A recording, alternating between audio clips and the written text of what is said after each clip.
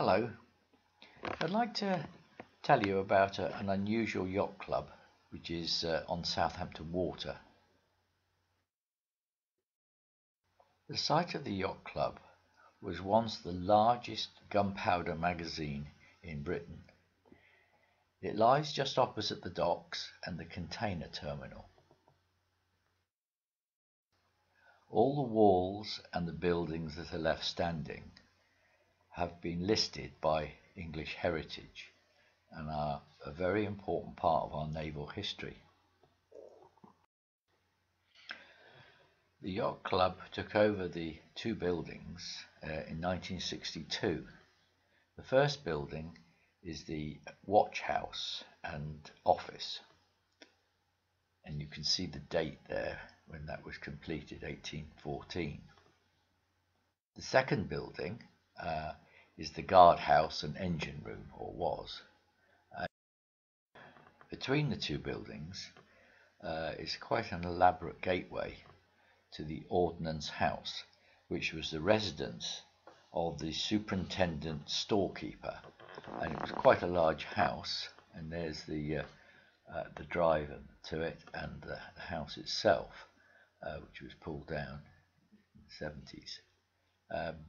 It was a very important job to be superintendent of such a large gunpowder store.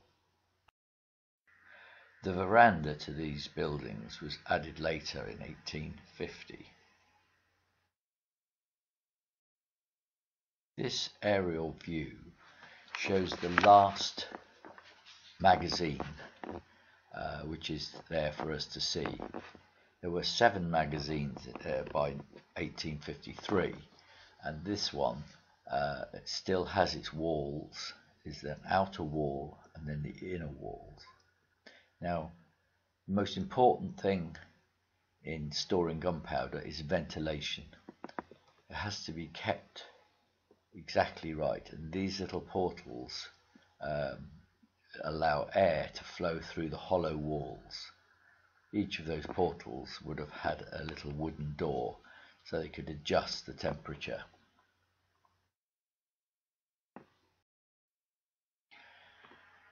There's a perimeter wall that goes around the magazine itself, and at the land side of the magazine is a blast wall to deflect any explosion which might occur in the event of the magazine exploding.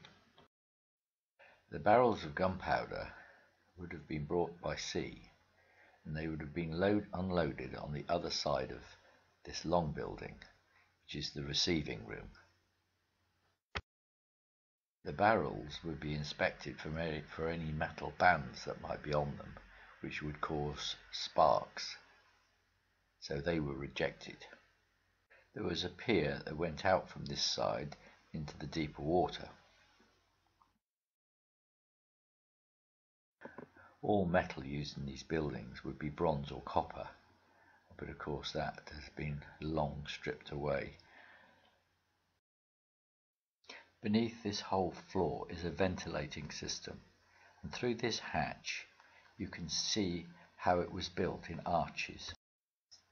These brick arches have been covered with a layer of sand and then concrete on top, so that the building can provide a use. It also protects this important piece of history for future generations should they want to re-look at it.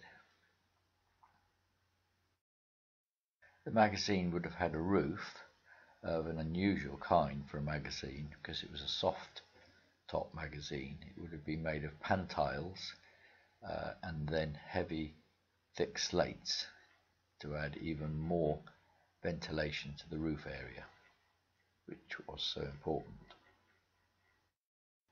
There were 7 magazines like this on this site.